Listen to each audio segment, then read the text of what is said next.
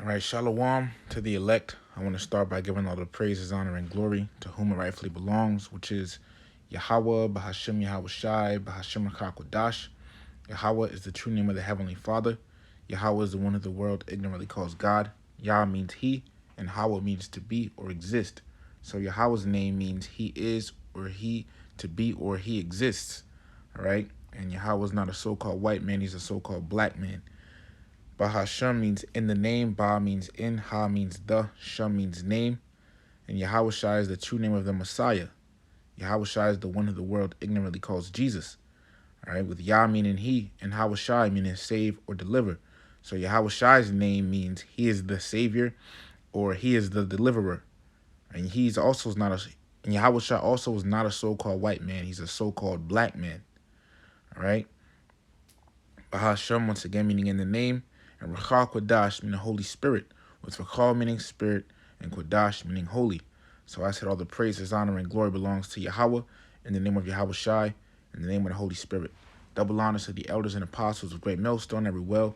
Peace, blessings, and salutations to the elect. And this lesson is going into the chains of darkness, all right? And the fact that one day, all right, we're going to be released from the chains of darkness, okay? So this is the book of Jude, chapter 1 and verse 6. It says, "And the angels which kept not their first estate, but left their own habitation, he hath reserved in everlasting chains under darkness." Salakia. "Unto the judgment of the great day." All right? So I'm going to read it again. Jude 1 and 6, "And the angels, all right, which left their first estate, Salakia, which kept not their first estate, all right? The angels talking about, spirits, and our spirits left the celestial bodies, all right, and came on earth in human form. We left the spirit, it says, but left their own habitation, Salakia. It says, which kept not their first estate, but left their own habitation. We left the spiritual world and celestial bodies, all right? It says, he hath reserved in everlasting chains of the darkness. All right, and the everlasting chains of darkness is the flesh. This flesh that we currently have. All right, that's the everlasting chains of darkness. All right, our spirits are imprisoned in these corruptible bodies. Okay, and then the darkness represents sin. Okay, it says, "Unto the judgment of the great day," and that's the day of the Lord. And on that day, we're going to be freed and released from these bodies, from these corruptible bodies which we currently have. Okay? And let me just see if it has anything for that word darkness. Just looking. Darkness. Strong's G 2217, Zaphos. Zaphos. And it says darkness, blackness used, or darkness of another world. No, but it's talking about sin. Okay? The chains of darkness is the flesh. All right? But this lesson is going to the fact, that we're going to be released from these corruptible bodies, man. These chains of darkness. All right? And continuing further, because, one thing I was talking about, going over this with brothers is, the fact that these bodies, these corruptible bodies, okay, all right, when you this flesh, and it's actually like a chain, because in these bodies we're subject to sin. You see right here the title of the upcoming verses. It says the conflict of two natures. You see, and Apostle Paul goes into it. The fight between the flesh and the spirit.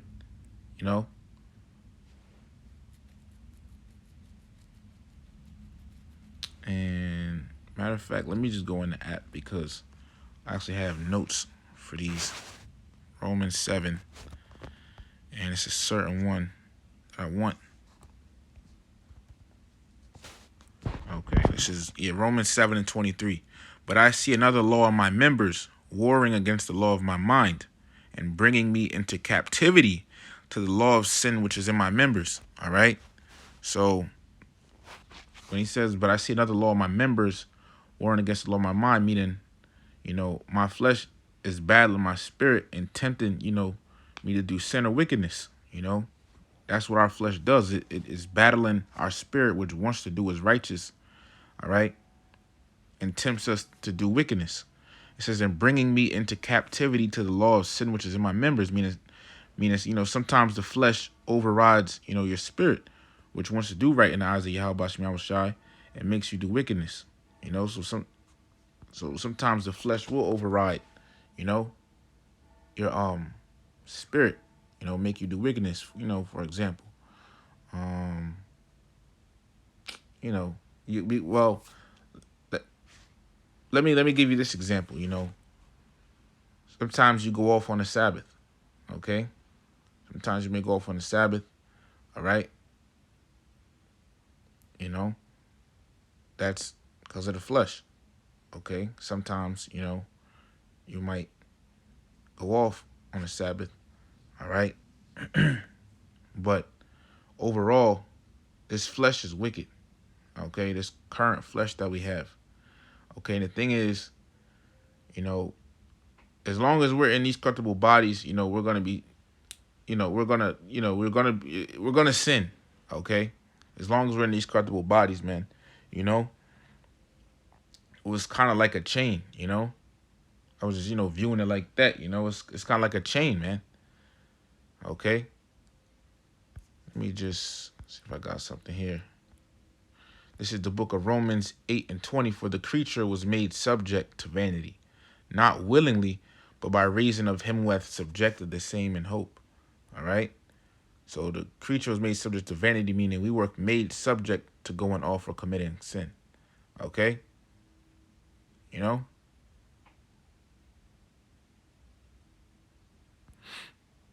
But let me just see something, man. All right? And this is also why, we're not. This is also another reason that shows how we're not in the new covenant yet. Because if we were, if we were in the new covenant currently, we would, we wouldn't, we wouldn't, we wouldn't have these bodies, man. If we was in the new covenant. All right. Because what? This is the book of Jeremiah, chapter 31, and verse 31. And you see the title of it says a new covenant. It says, behold, the days come, saith Yahweh, Bahashim Yahushua, that I will sow the house of Israel. And Salakia. We jump down to verse 31. It says, behold, the days come, saith Yahweh, Bahashim Yahushua, that I will make a new covenant with the house of Israel and with the house of Judah. So the new covenant is only for the Israelites. And that's it. We're reading it.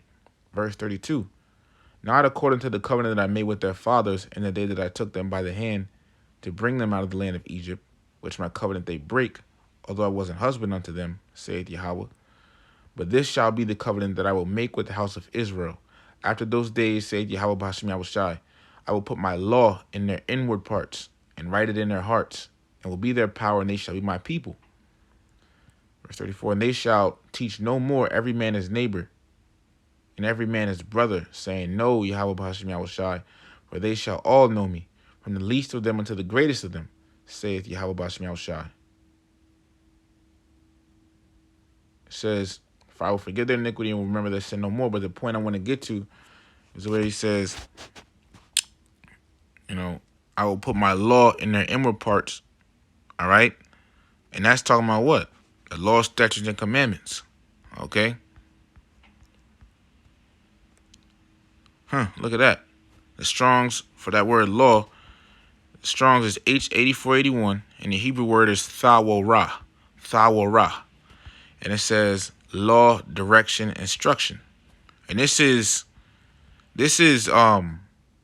prophecy, all right? It's a part this new covenant. Hey man, this new covenant, man, all right?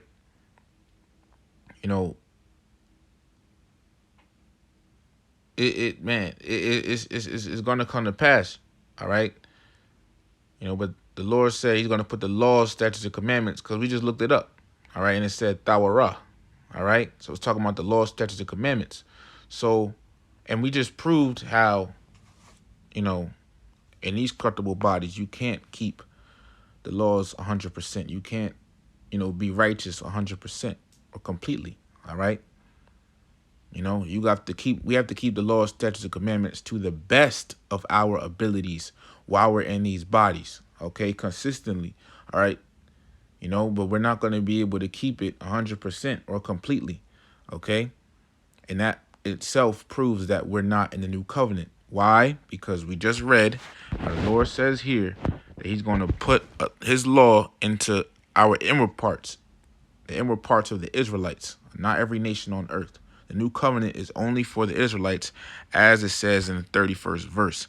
It says that I will make a new covenant with Salakia. I'm going to highlight it, with the house of Israel and with the house of Judah. So the Israelites. Okay? This is who this new covenant is for. All right? The laws, statutes, and commandments are going to be put in our inward parts. Okay? And this proves that the law is not done away with. Okay? And the laws, will never be done away with. Okay? Because we're not at this point yet. If the law, statutes, and commandments were done away with, why is the Lord going to bring a new covenant to where we're going to be able to keep the laws, statutes, and commandments 100%? Okay? So these Christians talking about the law, statutes, and commandments is done away with, they're wrong. All right? So that's for my law in their inward parts. Okay? The laws, statutes, and commandments. Let's look it up again. The laws, the statutes, and commandments ain't done away with. These Christians are wrong, man. Man. The Strongs for that word law in Jeremiah 31 is H8451, and the Hebrew word for it is thawarah. All right? And this is law, direction, instruction. The Deuteronomic or Mosaic law. Okay? It's talking about the laws, statutes, and commandments, man. The laws ain't done away with. All right? We're going to keep it 100%. All right? And, once again, we can't keep the law 100% in these bodies. We can't be completely righteous in these bodies, right? But, because, so what does that tell you? We're under, we're in these chains of darkness in this flesh. But there's going to come a day when we're going to be released from these chains of darkness, okay? And that is, once again, the day of the Lord. That's when that's going to happen, all right? So we're not going to have, Israel as a whole isn't going to have this current flesh that they have now. All right.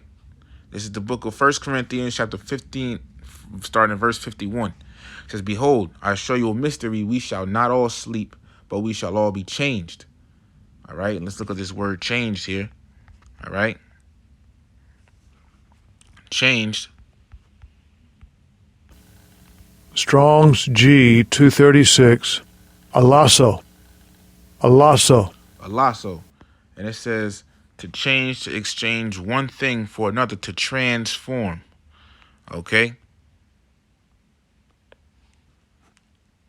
It says, verse 52, in a moment, in the twinkling of an eye at the last trump, for the trumpet shall sound, and the dead shall be raised incorruptible, and we shall be changed. All right? So let me see, is it a lasso again? For that word changed? Yep, it's a lasso. Okay? And it says, verse 53, for this corruptible must put on incorruption, and this mortal must put on immortality. So what's being said here? That when Yahushua returns, all right, pretty much the elect, their bodies are going to be changed into incorruptible and immortal bodies. Okay? They're not going to have these bodies that they currently have anymore. All right? That's what it's saying. Okay? And guess what? The proof that we're going to be released from these, corruptible bodies. All right, we're reading it right here, okay? But the proof that the law, statutes, and commandments aren't done away with, okay, and that we're going to have it even in the kingdom, right? And even, pretty much, or let me just say that this is slocky, because I always fumble over my words, because I have multiple ideas I'm trying to say at once. But it says, slocky, I'm going to, re-say what I was trying to say. It says, and this mortal must put on immortality. Okay? Now, this word immortality, right? Strong's G 110, Athanasia. Athanasia. And it says, undying, immortality, everlasting, deathlessness. You see? So immortality means you're not able to die. Okay? So let's read something, right? This is the book of Romans, chapter 6, and verse 23. For the wages of sin is death. For the wages of sin is death. And I'm going to pause right there. So in other words, what you get for sinning is death. All right? And according to 1 John chapter 3 and verse 4, sin is what? It's 1 John 3 and 4. Whosoever committeth sin transgresseth also the law. For sin is the transgression of the law. And let's just look at that word transgression, just for edification's sake. Let me just see what this has here. Okay. Play the Greek word. Strong's G 458, Anamia. Anamia. And it says the condition of without law, because ignorant, because of violating it. All right? So when you break the law, statutes, and commandments, that is sin. Okay? And as we read, what you get for sin, for the wages of sin, is death. All right? So pretty much what you get for breaking the law is death. But, and again, what did we just read? 1 Corinthians 15 and 53. For this corruptible must put on incorruption, and this mortal must put on immortality. So, wait a minute. If what you get for sinning is death, and it's going to come a point that we're going to be changed, or the elect is going to be changed, all right, and be immortal, which immortal means not to die, undying, deathlessness, then and then if we're currently in these bodies that